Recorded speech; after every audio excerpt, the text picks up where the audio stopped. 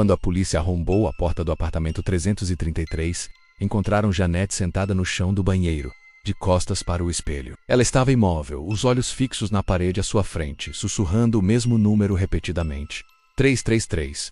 Os policiais tentaram tocá-la, mas ela não reagiu. Estava em estado de choque profundo, como se sua mente tivesse se desligado para protegê-la de algo que seus olhos viram, mas que seu cérebro se recusava a processar. O apartamento estava gelado. Apesar de ser pleno verão em São Paulo, as janelas estavam fechadas e não havia ar-condicionado ligado. E havia algo mais, algo que fez até os policiais mais experientes sentirem um arrepio percorrer a espinha. No espelho do banheiro, escrito com o dedo na superfície embaçada, estava uma mensagem, mas o apartamento estava quente por fora. Não havia razão para o espelho estar embaçado. A mensagem dizia apenas: você é a próxima. Corajosos? Ou não? Bem-vindo ao Relatos do Subterrâneo. O que você está prestes a ouvir não é ficção. Este é um caso documentado que aconteceu há menos de 2 anos na capital paulista. Um caso que a polícia arquivou como surto psicótico, mas que esconde algo muito mais perturbador. Algo que desafia qualquer explicação racional. E antes que você pense que isso não tem nada a ver com você, preste atenção,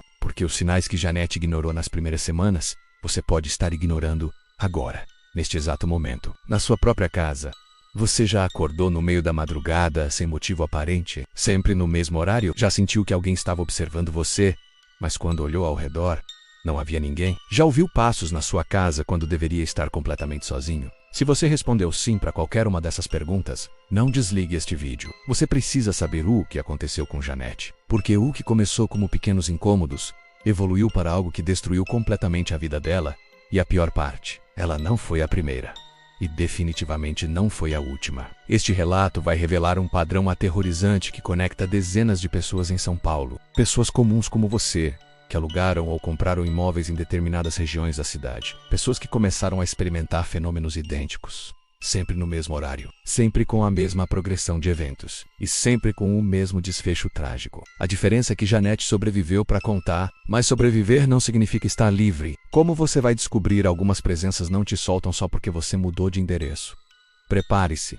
Desligue as luzes se tiver coragem e preste atenção em cada detalhe desta história. Porque no final, você vai entender por que este vídeo apareceu para você hoje. Não foi coincidência. Continue assistindo para descobrir o padrão completo e como se proteger. Janete tinha 28 anos quando tudo começou. Ela trabalhava como analista financeira em uma empresa no centro de São Paulo. A rotina dela era como a de milhões de pessoas. Acordar cedo, metrô lotado, um dia inteiro olhando para planilhas e números. À noite, um jantar rápido, algumas séries e uma ligação para a mãe antes de dormir. No dia seguinte, tudo se repetia. Uma vida absolutamente comum. Nada indicava que ela estava prestes a se envolver em algo que mudaria tudo. Janete morava de aluguel na Zona Oeste, num apartamento pequeno, caro e longe do trabalho. Por isso, quando viu o anúncio de um apartamento no centro, espaçoso, reformado e com um aluguel surpreendentemente baixo, achou que tinha encontrado a oportunidade perfeita. O anúncio era tentador, disponível imediatamente, sem burocracia. Aquilo soou estranho, porque em São Paulo imóveis assim desaparecem em horas. Mas a necessidade falou mais alto. A visita foi marcada para um sábado de manhã. O prédio era antigo, mas bem cuidado. Rua tranquila, metrô perto, padaria na esquina. Tudo parecia ideal. O porteiro foi educado, mas ao ouvir o número do apartamento, o 333, desviou o olhar. Ele só disse que a chave estava com o corretor e apontou para o elevador. No terceiro andar, o corredor estava silencioso demais. Nenhum som vindo dos outros apartamentos. O corretor, um homem magro de olhar cansado e sorriso contido, já esperava na porta. O apartamento era exatamente como nas fotos. Limpo, organizado, perfeito. Janete perguntou por que estava vago. Ele hesitou e respondeu que o antigo morador havia saído às pressas, 3 meses atrás. Algo não fazia sentido, e Janete sentiu isso. Mesmo assim, ela assinou o contrato no mesmo dia. A mudança aconteceu na semana seguinte. Na primeira noite, exausta, ela se deitou na cama nova e adormeceu rápido. Mas naquela madrugada, Janete acordou de repente. Olhou o relógio, 3h33. Foi então que ela ouviu um som baixo vindo do corredor. Parecia algo sendo arrastado lentamente. Ela abriu a porta, não havia ninguém, apenas o silêncio. Janete voltou para a cama achando que tinha sonhado, mas ela não tinha, e aquilo estava só começando. Na segunda noite, aconteceu de novo. Janete acordou às 3h33, exatamente no mesmo horário. Desta vez, ela tinha certeza de que não estava sonhando. O som era mais nítido. Passos lentos, arrastados, vindos do corredor, como se alguém caminhasse com dificuldade, arrastando os pés pelo chão de madeira. Janete sentou na cama, o coração acelerado, tentando racionalizar. Devia ser o vizinho de cima, ou alguém no corredor do prédio. Ela esperou alguns minutos em silêncio. Os passos pararam. Tudo voltou ao silêncio. Ela deitou novamente, mas desta vez demorou quase 1 hora para conseguir dormir. Pela manhã, ela conversou com o porteiro. Perguntou se havia alguém morando no apartamento acima do dela. O porteiro balançou a cabeça. O apartamento de cima estava vazio há mais de 1 ano.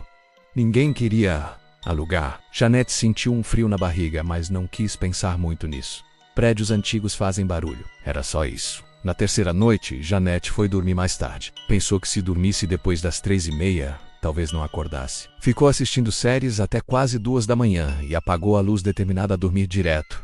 Mas não funcionou. Às 3h33, seus olhos se abriram sozinhos, como se algo a tivesse chamado. E desta vez, o som era diferente. Não eram só passos. Era como se alguém estivesse parado do outro lado da porta do quarto, respirando. Janete podia ouvir a respiração. Pesada e irregular, ela ficou paralisada, os olhos fixos na porta. A respiração continuou por quase 5 minutos. E então parou. Silêncio absoluto. Quando finalmente teve coragem de levantar, não havia nada. O corredor estava vazio, mas o ar estava gelado. Gelado demais para uma noite de verão. Na quarta noite, Janete decidiu que não ia dormir. Preparou o café e acendeu todas as luzes e sentou no sofá. Quando olhou para o relógio, eram 3h20. Ela esperou. 3h30. 3h32. E então, exatamente às 3h33, todas as luzes do apartamento apagaram ao mesmo tempo. Janete levantou do sofá, o coração disparado. Tentou acender a lanterna do celular, mas a bateria tinha morrido. Impossível. Estava carregando. E então ouviu. Não eram passos. Era uma voz, baixa, sussurrando algo que ela não conseguia entender. Vinha do corredor. A voz ficou mais alta, mais próxima. E então ela entendeu. Você não deveria ter vindo. Você não deveria ter vindo. As luzes voltaram sozinhas. Tudo estava normal. Janete estava sozinha, mas sentia uma presença. Pela manhã, ligou para o corretor. Queria rescindir o contrato. O corretor ficou em silêncio e perguntou: Você acordou às 3h33? Janete sentiu o sangue gelar. O corretor suspirou e disse: Todos acordam. Todos ouvem. Mas você ainda está no começo. Se for embora agora, talvez consiga escapar. Janete desligou. Começou a fazer as malas. Mas quando foi ao quarto pegar as roupas, viu na parede acima da cama, escrito com algo que parecia carvão, uma única frase: Você já é minha. Janete não saiu do apartamento naquele dia. Não porque não quisesse, mas porque não conseguia. Toda vez que tentava pegar suas coisas e ir embora, sentia uma tontura insuportável. As pernas fraquejavam. A visão escurecia. Era como se algo a estivesse impedindo fisicamente de sair dali. Ela ligou para a mãe, mas desligou antes que atendesse. O que ia dizer? Que estava sendo mantida prisioneira por algo invisível? Que uma presença sobrenatural havia escrito na parede do quarto? Ninguém acreditaria. Ela mesma mal conseguia acreditar. Janete passou o dia inteiro trancada no quarto, observando a mensagem na parede. Você já é minha. As palavras pareciam pulsar, vivas, esperando-o. Quando a noite chegou, ela sabia o que ia acontecer. Sabia que às 3h33 da manhã, algo viria. Algo pior. O ar no apartamento estava pesado, denso. As lâmpadas começaram a queimar uma por uma. Primeiro a da sala, depois a da cozinha. Restou apenas a luz do abajur do quarto. E ela esperou. 3h20. Silêncio absoluto. 3h25. Um zumbido baixo começou a vibrar das paredes. 3h30. A temperatura despencou. Ela via a própria respiração no ar. 3h32. O zumbido parou. E então, exatamente às 3h33, a última luz se apagou.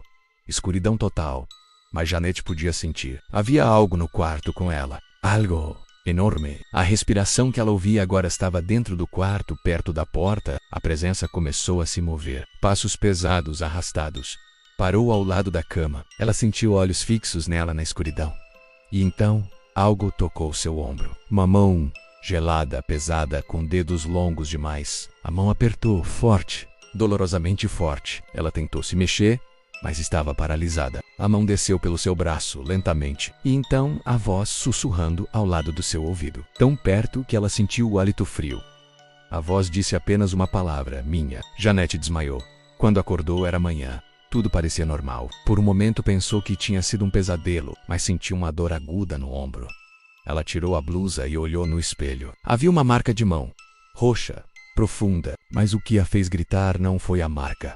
Foi o tamanho. A mão tinha 6 dedos. Janete correu para o banheiro e vomitou. Quando levantou a cabeça, o espelho estava embaçado e nele 3 palavras estavam escritas: "Você não sai." Com as mãos tremendo, ela ligou para a polícia. Disse que estava em perigo, que precisava de ajuda. A atendente perguntou se havia alguém a ameaçando. Janete não soube o que responder.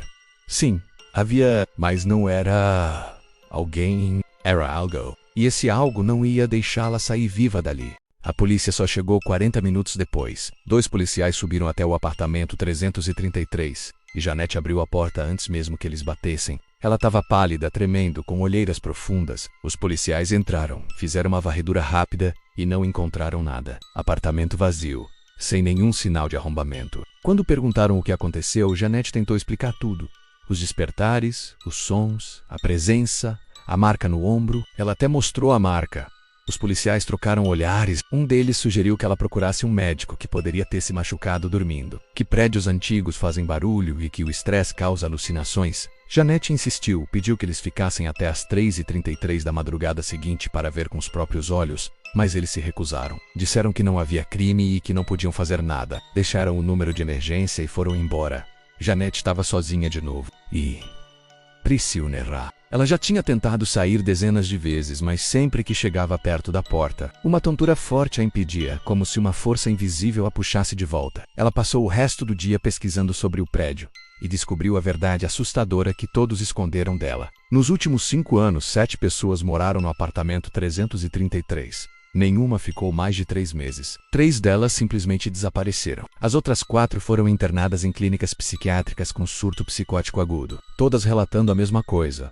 Uma presença, passos, vozes e o mesmo despertar, às 3h33 da manhã. Janete leu um relato que descrevia exatamente o que ela estava vivendo. Primeira semana, sons. Segunda, a presença. Terceira, o contato físico. Depois disso, o relato terminava. A pessoa havia sumido. Janete estava na 3ª semana. O tempo dela estava acabando. Quando a noite chegou, ela sentou no chão da sala com todas as luzes acesas, mas uma por uma, as luzes começaram a apagar. Na escuridão total, ela viu uma figura alta, distorcida, com membros longos demais, parada no corredor. Uma massa escura que absorvia a luz. A figura se moveu lentamente na direção dela. Paralisada de terror, Janete viu a coisa se inclinar e sussurrar: "Agora você fica, para sempre." Janete acordou no hospital 3 dias depois. Os médicos disseram que ela teve um colapso nervoso. Hoje 2 anos se passaram. Ela mora em outro lugar. Tenta viver uma vida normal, mas toda noite, sem exceção, ela acorda. Sempre às 3h33. A presença ainda está com ela, observando, esperando, porque algumas coisas ficam grudadas na sua alma para sempre.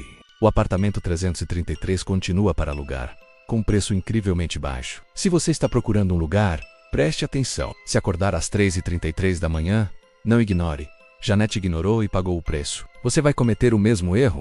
Deixe nos comentários se já viveu algo parecido e se inscreva no Relatos do Subterrâneo, porque a próxima história pode ser sobre você.